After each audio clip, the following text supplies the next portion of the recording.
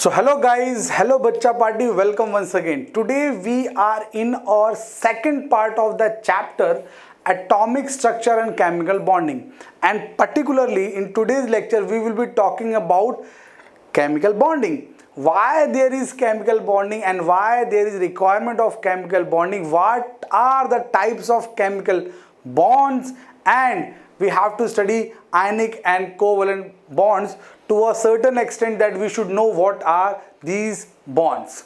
प्यारे बच्चों, आज हम एटॉमिक स्ट्रक्चर और केमिकल बॉन्डिंग के अपने चैप्टर के सेकंड पार्ट पर हैं और इस सेकंड पार्ट में आज हम डिस्कस करेंगे प्योरली केमिकल बॉन्डिंग। बॉन्डिंग की ज़रूरत क्या है, ये बनते क्यों हैं और कितने तरह के बॉन्ड होते हैं, आयनिक कोवेलेंट में क्या डिफरेंसेस होता है और इनकी क्या प्रॉपर्टीज होती हैं, ये रहेगा आज के चैप्टर का पूरा प्रोग्राम। तो चलिए शुरू करते हैं। तो पहला question, what is chemical bonding.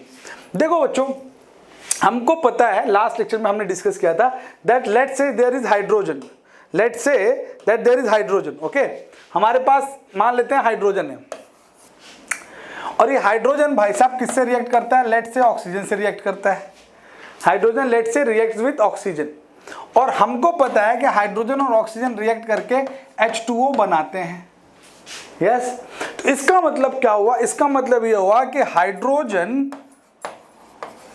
And oxygen both are forming what, a bond, दोनों मिलके बॉन्ड बना रहे हैं।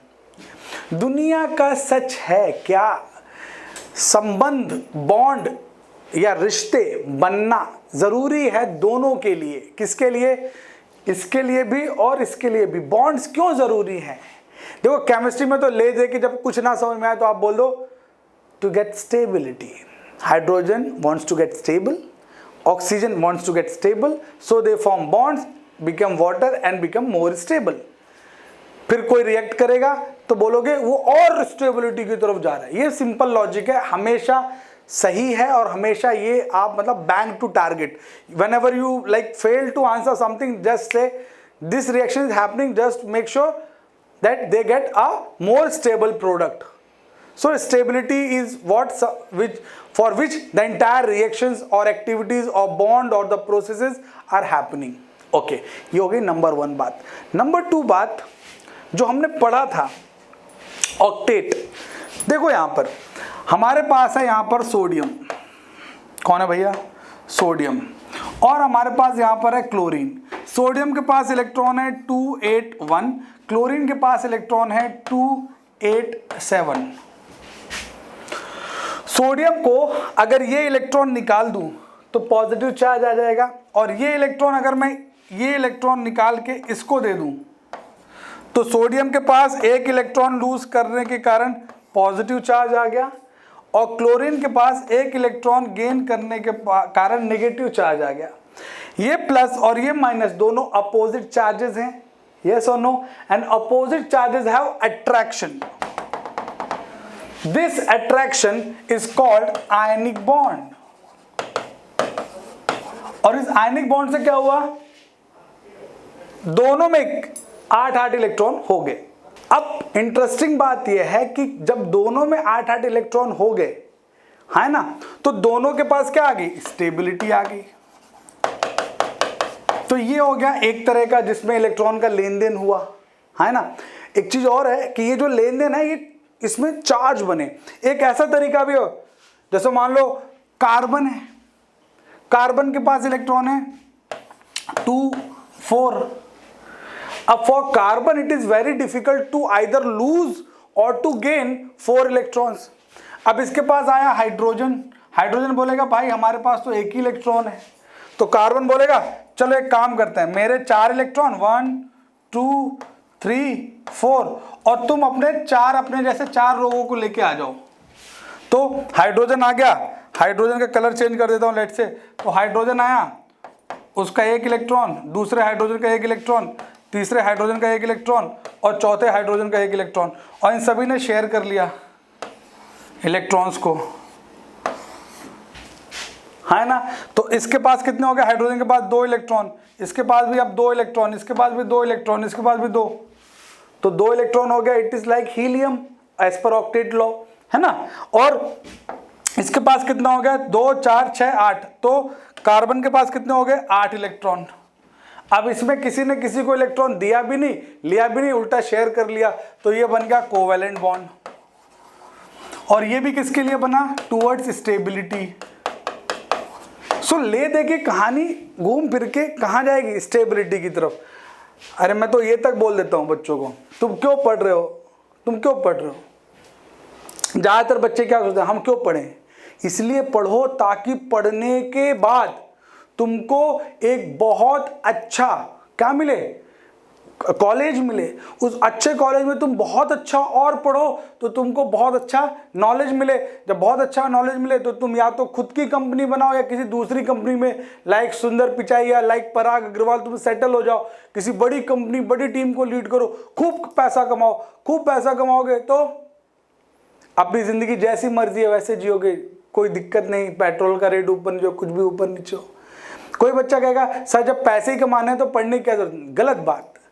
क्यों गलत बात, क्योंकि इस लाइफ का एक ही उसूल है, पैसे आप कैसे भी कमा सकते हो, लाइफस्टाइल आप कैसे भी बना सकते हो, जो आपकी मर्जी है, लेकिन इसका एक सिस्टमैटिक एंड करेक्ट वे है बाय गेटिंग एजुकेशन।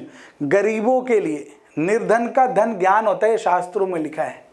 इसलिए अगर आपके पास ज्ञान है तो आपकी कीमत होगी, कीमत होगी तो आपकी जिंदगी। इसलिए ज्ञान जितना अर्जन करो, मैं हमेशा बच्चों को बोलता हूं, till the time you study that means you are investing in future. जब तक आप पढ़ते हो तब तक आप अपने भविष्य में इन्वेस्ट करते हो, और जिसके जितने अच्छे इन्वेस्टमेंट्स होते हैं उसके रिटर्न्स उतने ही अच्छे होते हैं, ये तो आप सभी जानते हैं। समझ में आया। तो अब बात आ गई केमिकल बॉन्डिंग। हमें समझ में आया कि ये क्यों होता है, ताकि ऑक्टेट कंप्लीट हो जाए कॉन्फ़िगरेशन के अकॉर्डिंग। पहला आ गया आयनिक बॉन्ड।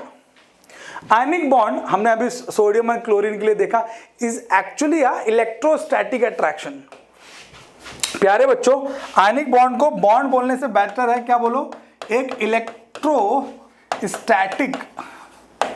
अट्रैक्शन।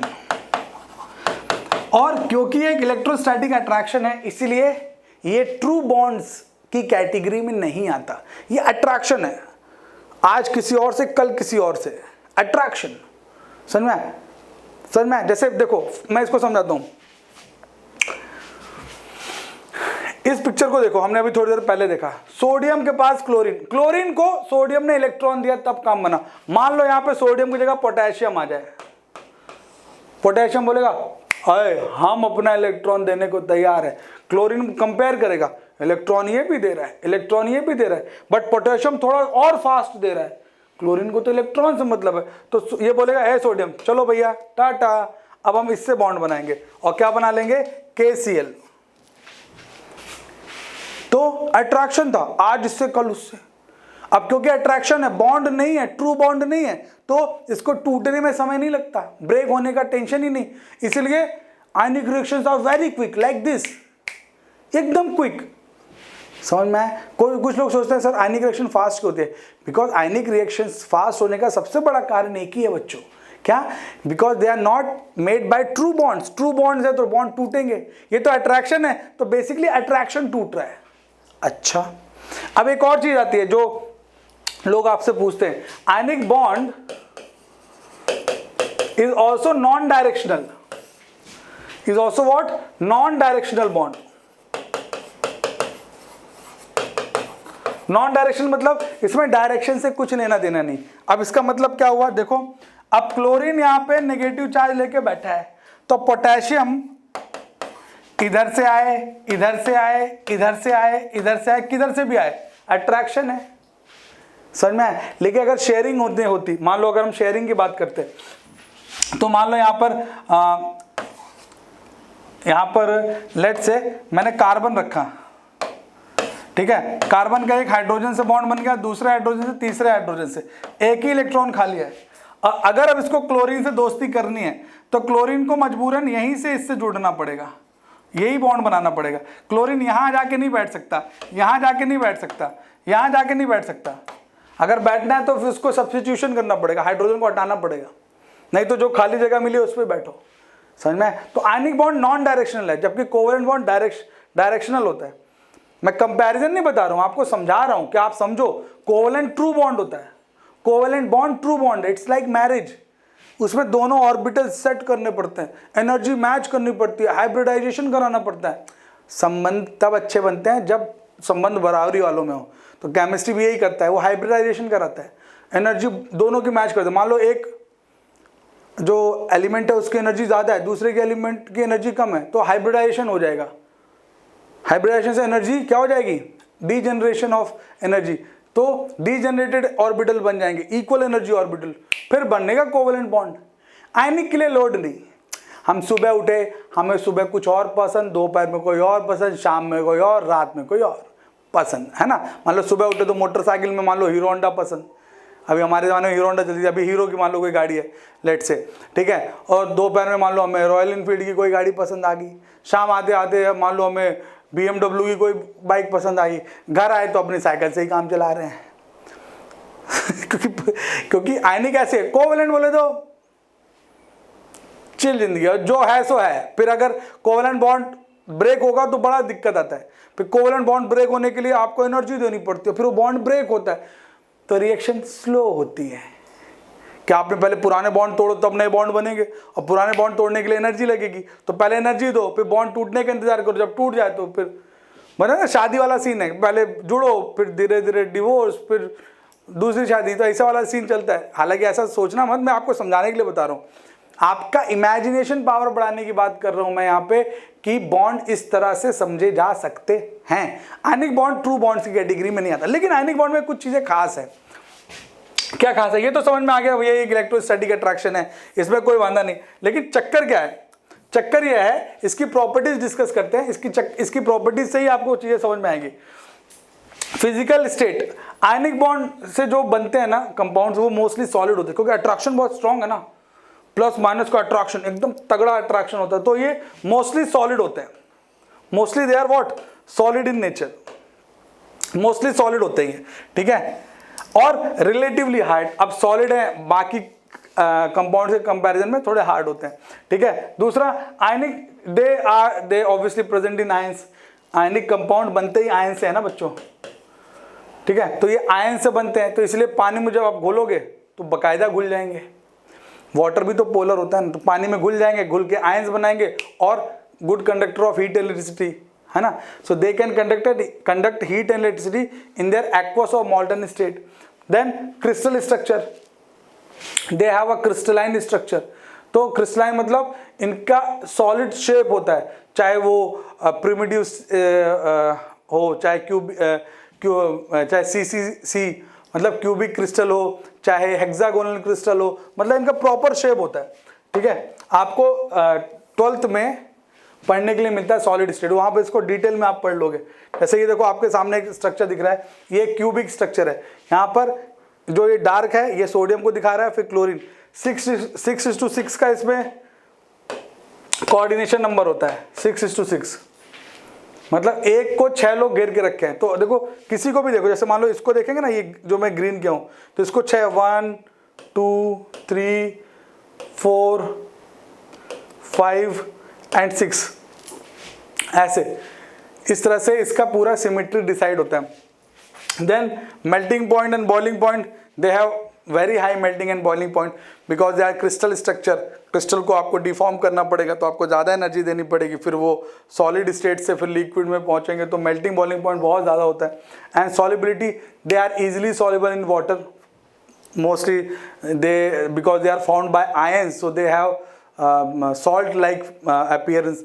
तो ये आयन से बनते हैं, पानी में घुल जाते हैं, और मोस्टली सॉल्ट्स ही होते हैं ये, ठीक है। हालांकि मैं आपको बता दूं, आयनिक कंपाउंड में आप एसिड बेस को भी डाल सकते हो, but all salts are ionic, ठीक है। एक रूल ही समझ जाओ, ऑल सॉल्ट्स आर आयनिक, ये तो समझ ही जाओ, ठीक है। But not all ionic are salts, ऐसा आप कह सकते हो, ठीक है। ब्रिटल इन नेचर, अब क्योंकि इनका क्रिस्टल है, अब जैसे आपके पास मान लो नमक है, नमक को आप फोड़ते हो तो कैसे बिखर जाता है, ब्रिटल होता है, बट उसका शेप नहीं जाता। आप छोटे छोटे टुकड़े कर दोगे, लेकिन ये नहीं कि आपने नमक को पीस के एकदम पाउडर बना दिया, टेलगम पाउडर जैसा, नहीं, वो उंगलियों में नहीं भरता है। तो they remain in their crystalline form, but yes they are brittle. ठोकर मारने से, पीटने से ये क्या हो जाएंगे, टूट जाएंगे। देखो हमने इसको पीट दिया तो इतना शेप, रहेंगे वैसे ही जैसे हम बना रखे थे, ठीक है। इतना शेप यहाँ से अलग हो गया, हमने पीट दिया, तो अब ये अलग और ये अलग। सर में आया जब बच्चा पार्टी बात। Next electrical conductivity, they are very good conductor of heat and electricity. बस एक्वस कर दो या मॉल्टन कर दो, मतलब पानी में डाल दो या पिघला दो। Let's talk about covalent bond. As I said in today's lecture, they are not formed by give and take of electron, they are formed by sharing। देखो एक बात बताता हूँ, और ये इसलिए भी बता रहा हूँ क्योंकि आपको समझना जरूरी है। whenever we talk about sharing of electron, हमेशा बच्चों के मन में एक डाउट आता है, sir you very simply said that if someone loses electron and someone gain electron they form an electrostatic bond। एक ने इलेक्ट्रॉन लूज किया, एक ने इलेक्ट्रॉन गेन किया, उनके बीच इलेक्ट्रोस्टैटिक बॉन्ड बन गया, जिसको हमने आयनिक बॉन्ड कहा। लेकिन कोवेलेंट क्यों बनता है? जब हम आसानी से लूज भी ना कर पाए और आसानी से गेन भी ना कर पाए। मतलब कोवेलेंट अक्सर उन एलिमेंट्स के बीच बनता है बॉन्ड जिन एलिमेंट्स का इलेक्ट्रोनेगेटिविटी का डिफरेंस 1.7 से कम होता है। अब आप बोलोगे ये 1.7 इलेक्ट्रोनेगेटिविटी क्या है? The tendency to lose electron, that is called electronegativity, sorry, the tendency to gain electron, that is called electronegativity, the tendency to lose electron is called electropositivity। समझ में आया बच्चा पार्टी? तो हमको कैसे समझेगा? हमारे लिए सिंपल है, हमारे लिए सिंपल है। जो s ऑर्बिटल के एलिमेंट्स होते हैं मोस्टली वो आयनिक बॉन्ड बनाते हैं। कुछ एक्सेप्शंस है, जैसे लिथियम एक्सेप्शनली क्या होता है, उसमें आयनिक रहेगा लेकिन थोड़ा कोवेलेंट नेचर आ जाता है, उसको फजान रूल से अपन समझेंगे, ठीक है। लेकिन अदरवाइज क्या होगा कि आपको एक ही चीज दिमाग में रखनी है कि भैया इलेक्ट्रॉन लेने देने में अगर दिक्कत है तो कोवेलेंट बॉन्ड बनेगा। और बेस्ट बता रहा हूँ, कार्बन के majority of compounds covalent bond ही बनाते हैं, ठीक है। तो अब आता है, देखो यहाँ पर इन्होंने बताया कि फ्लोरीन फ्लोरीन आपस में, ये होमोजीनस टाइप हो गया, एक फ्लोरीन दूसरे फ्लोरीन से बॉन्ड बना रहे, homogeneous type of covalent bond. Heterogeneous मतलब जैसे H2O में ऑक्सीजन और हाइड्रोजन का बॉन्ड बना। अगर एक ही जैसे एलिमेंट में बॉन्ड बनता है तो वो होमोजीनस कैटेगरी में आता है। जैसे देखो, मान लो मैंने यहां पर ले लिया H2 को HH लिखते हैं, तो एक हाइड्रोजन अपना इलेक्ट्रॉन लेके आया, दूसरा हाइड्रोजन अपना इलेक्ट्रॉन लेके आया, इनके बीच बॉन्ड बन गया, तो ये होमोजीनस टाइप हो गया। इसका example H2O2 N2 F2 Cl2, these all are example, ठीक है। दूसरा मान लो मैंने लिख दिया CO2 लिख दिया, अब इसमें कार्बन आया, उसके 2 इलेक्ट्रॉन और इधर 2 इलेक्ट्रॉन, मतलब कार्बन के 4 इलेक्ट्रॉन। अब इसके पास ऑक्सीजन आया, ठीक है, ऑक्सीजन के पास 6 इलेक्ट्रॉन होते हैं, 1 2 3 4 5 6, 1 2 3 4 5 6। अब ये क्या करेगा, एक बॉन्ड ये बना लिया, एक बॉन्ड ये बना लिया, एक ये बॉन्ड और एक ये बॉन्ड। तो अब इसके पास भी देखो 6 2 8, इसके पास भी 8 और इसके पास भी 8, ऑक्टेट पूरा हो गया, स्टेबिलिटी होगी, यस और नो। तो ये कुछ ऐसा बनता है, C double bond O double bond O। समझ में आया बच्चा पार्टी बात? और ये हेट्रोजीनस टाइप का है, हेट्रोजीनस टाइप का क्या है, कोवेलेंट बॉन्ड है। समझ में आया बच्चा पार्टी बात? क्लियर? क्लियर है ना? चलिए अब बढ़ते हैं आगे, ठीक है। ये आपको समझना पड़ेगा, बहुत टेंशन नहीं है इसमें। अब properties of covalent bond. Covalent bond में क्या प्रॉपर्टीज होती है भाई? देखो प्यारे बच्चों, कोवेलेंट बॉन्ड की प्रॉपर्टी बड़ी सिंपल है, क्योंकि ये ट्रू बॉन्ड है। तो ट्रू बॉन्ड है तो इजीली बनेगा, मतलब इजीली बनता भी नहीं है, यस, और इजीली टूटता भी नहीं है। तो अब पहला क्या होगा, covalent consist in all form. देखो ऑल फॉर्म्स में प्रेजेंट होते हैं, जैसे देखो हाइड्रोजन ऑक्सीजन नाइट्रोजन एटसेट्रा, आप किसी भी फॉर्म में देख सकते हो। इनफैक्ट इनका स्टेट भी कुछ फिक्स नहीं है, तो सॉलिड में भी मिल जाएगा, लिक्विड गैस तीनों स्टेट में मिलेगा। आयनिक हमेशा सॉलिड्स ही होते हैं। देन फिजिकल स्टेट्स कोई भी हो सकती हैं। क्रिस्टल, दे मे कैन और मे can not be present in crystal form. Crystal में कैसा, लाइक बोरेक्स हो गया या शुगर हो गया, ये क्रिस्टलाइन फॉर्म है। लेकिन non crystalline form like glass, urea, ये नॉन क्रिस्टलाइन फॉर्म है। अच्छा, आप बोलोगे सर मैंने यूरिया देखा है गांव में या कहीं पर भी, या कोई बच्चा बोले ग्लास हमने देखा, they seems us like crystal, but याद रखना glass is not crystal, okay, they are non crystalline, चाहे कोई भी ग्लास हो, ठीक है। अब आप बोलोगे सर कैसे, आप ग्लास को पाउडर, टैल्कम पाउडर जितना सॉफ्ट बना सकते हो, कुचल के, क्रश करके, समझ में। इसलिए ग्लासेस को सुपर कूल्ड लिक्विड कहते हैं। आप ग्लासेस को पिघलाओगे पूरी तरह पिघल के पानी पानी हो जाते हो, समझ में, तो इसको सुपर कूल्ड लिक्विड भी कहते हैं ग्लासेस को, ठीक है। Next, melting point, boiling point. There melting point, boiling point are comparatively low if we compare that with ionic compounds, but कुछ कोवेलेंट कंपाउंड्स के या कुछ कोवेलेंट बॉन्ड्स के मेल्टिंग बॉइलिंग पॉइंट मैसिव होते हैं, मैसिव, जैसे डायमंड वगैरह हो गया, ठीक है, जिसमें बहुत स्ट्रॉन्ग बॉन्ड होता है कार्बन कार्बन के बीच में। इवन ग्रेफाइट भी बहुत ज़्यादा हार्ड होता है, हम इसीलिए ग्रेफाइट का इस्तेमाल भी करते हैं कहाँ पर, एज अ ल्यूब्रिकेंट, क्योंकि उसमें एक इलेक्ट्रॉन फ्री रहता है तो कंडक्टिविटी हो जाती है, प्लस वो स्लिपरी स्ट्रक्चर होता है, तो एज अ ल्यूब्रिकेंट यूज होता है। Electrical conductivity, they may or may not, mostly they are bad conductor. They may or may not means mostly वो नहीं करते, लेकिन कई बार कुछ चांसेस होते हैं, जैसे मैंने आपको ग्रेफाइट का ही बताया, तो graphite yes as an exception they can conduct electricity. Graphite में आपको कोवेलेंट बॉन्ड मिलता है कार्बन कार्बन के बीच में, होमोजेनस टाइप, ठीक है, आप उसको ध्यान रखिए। Then there is solubility, they are mostly non-soluble in water, reason because water is polar and covalent bonds mostly non-polar होते हैं। लेकिन इसमें देखो मैं एक चीज़ बताना चाहता हूँ आपको, मैंने बोला covalent bond mostly non polar होते हैं, मोस्टली आई यूज्ड वर्ड ना, अक्सर कोवेलेंट बॉन्ड नॉन पोलर होते हैं, लेकिन कभी कभी तो पोलर होंगे, तो जब पोलर होंगे तो पानी में घुलेंगे, और इस जैसे अल्कोहल पानी में घुल जाता है, उसका रीजन हाइड्रोजन बॉन्ड भी है, लेकिन कुछ ऐसे जैसे क्लोरोफॉर्म वो भी पानी में घुल जाता है। तो आपको पानी में घोलने के लिए हाइड्रोजन बॉन्ड भी एक क्राइटेरिया है, प्लस पोलैरिटी भी एक क्राइटेरिया है, ठीक है। Types of covalent bond, there are various types of covalent bond depending on the numbers. First is, देखो कई तरह ऐसे होते हैं, जैसे मान लो कितने बॉन्ड बने, single bond, double bond, triple bond, तो सिंगल, डबल, ट्रिपल ये मल्टीप्लिसिटी पर है। जैसे मैं आपको एग्जांपल से बता देता हूँ, एग्जांपल से बता दूंगा तो फटाक से समझ जाओगे, ठीक है। जैसे मान लो मेरे पास मीथेन है, ईथेन ले लो ना, यही कंपैरिजन भी हो जाएगा, सिंगल बॉन्ड, डबल बॉन्ड, और C2H4, और मैं तीनों भी बना देता हूँ ना यार, तो C2H6, C2H4 और C2H2, वो तीनों भी बना रहा हूँ मैं आपके लिए। अब इसमें दो कार्बन है, तो दो कार्बन, एक दो, दोनों कार्बन के 6-6 इलेक्ट्रॉन लगा दो, तो 1 2 3, 1 2 3 4, 1 2 3 4, ठीक है। अब ये सिंगल बॉन्ड वाला है, तो एक बॉन्ड तो इनका आपस में यही बन गया। अब यहाँ हाइड्रोजन आया, तो एक हाइड्रोजन, दूसरा हाइड्रोजन, तीसरा हाइड्रोजन, चौथा हाइड्रोजन, पांचवा हाइड्रोजन और छठवां हाइड्रोजन। अब इनको मैं रेड कलर से बॉन्डिंग कर रहा हूँ, ये देखो बॉन्ड बन गया, ये देखो, ठीक है। तो अगर मैं इसका स्ट्रक्चर बनाऊँ तो it is just like this, C, 1H, 2H, 3H, 4 5 6, they all are with single bond, done. अच्छा, दूसरा देखो C2H4, एक कार्बन, दूसरा कार्बन, एक इलेक्ट्रॉन, दो इलेक्ट्रॉन, 3 4, 1 2 3 4।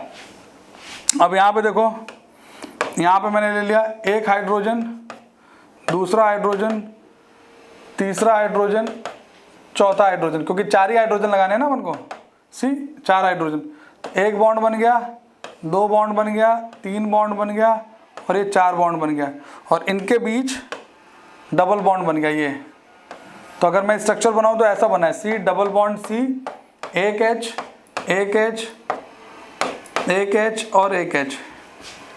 अब ट्रिपल बॉन्ड में भी देखो कैसा है, सेम सीन है, C 1 2 3 और 4 कर दो, और ऐसे 1 2 3 और ये 4।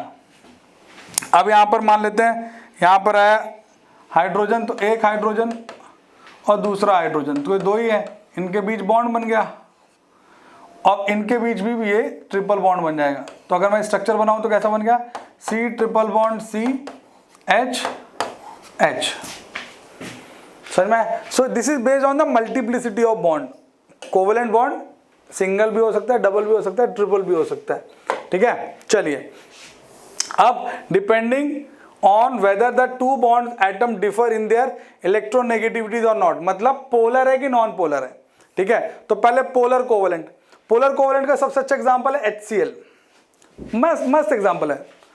देखो कैसे, HCl को देखो, H के पास 1 इलेक्ट्रॉन था और Cl के पास 1 2 3 4 5 6 7 इलेक्ट्रॉन थे। इन दोनों ने शेयरिंग कर ली, इनका घर अच्छा चल रहा था। हाइड्रोजन और क्लोरीन की जिंदगी सही चल रही थी, लेकिन क्लोरीन था लालची, इलेक्ट्रोनेगेटिव। क्लोरीन बोला यार ये है तो शेयरिंग वाला इलेक्ट्रॉन, लेकिन हम इलेक्ट्रोनेगेटिव है। इलेक्ट्रोनेगेटिव क्या होते हैं? The tendency to pull electron, gain electron. तो ये क्या करेगा? शेयरिंग का इलेक्ट्रॉन अपनी तरफ खींचेगा। अब अपनी तरफ खींचेगा तो पहले दोनों कैसे थे? न्यूट्रल थे, लेकिन जैसे ही अपनी तरफ खींचेगा तो ये स्लाइड नेगेटिव और ये स्लाइड पॉजिटिव हो जाएगा। तो HCl क्या बन गया? पोलर बन गया ना, दो पोल बन गए, नेगेटिव और पॉजिटिव पोल। तो ये बन गया polar. HCl is a polar covalent compound. समझ में? क्यों? Because of what? Difference in the electronegativities. अब अगर नॉन पोलर है, मान लो हमने H और H के बीच देख लिया, अब ये दोनों सेम ताकत के हैं, ये खींच रहा होगा तो ये कौन सा छोड़ देगा? बोले हाइट हम नहीं छोड़ रहे, तो ये हो गया नॉन पोलर।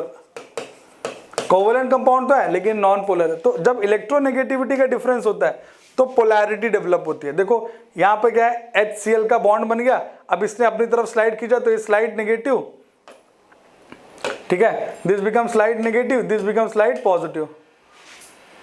समझ में बच्चों? पार्टी ये सिंपल चीज है, ठीक है। हाँ, यही रीजन है कि अब पोलैरिटी आ गई है तो पानी में भी घुलने लगेंगे। तो polar covalent compounds are soluble in water. अब देखो नॉन पोलर, अब Cl के बीच बॉन्ड था, दोनों ताकतवर है, खींच लो। अब तुम हाइड्रोजन हाइड्रोजन सेम है, खींच लो। तो अगर होमोजेनस टाइप ऑफ मॉलिक्यूल है तब नॉन पोलर ही होगा, ठीक है। F2 फ्लोरीन वगैरह सब एग्जांपल है। आयनिक कोवेलेंट के बच्चा पार्टी डिफरेंस देख लो। Ionic, these are usually crystalline, covalent they can be found in any state. Ionic compounds have high melting boiling points.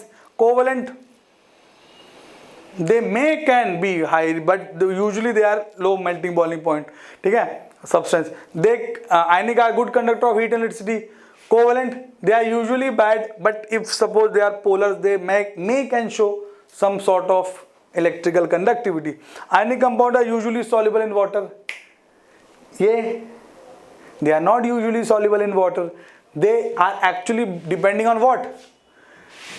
Polarity. Polar है तो घुल जाएगा पानी में, नहीं polar है तो नहीं घुलेगा पानी में।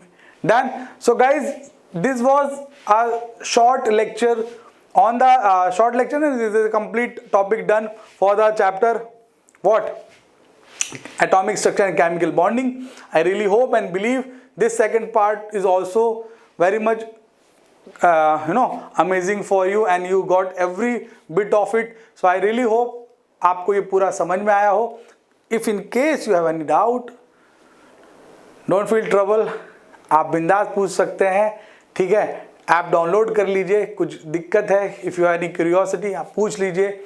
मिलते हैं अगले लेक्चर में, अपना ध्यान रखिए, स्वस्थ रहिए। जय हिंद, वंदे मातरम।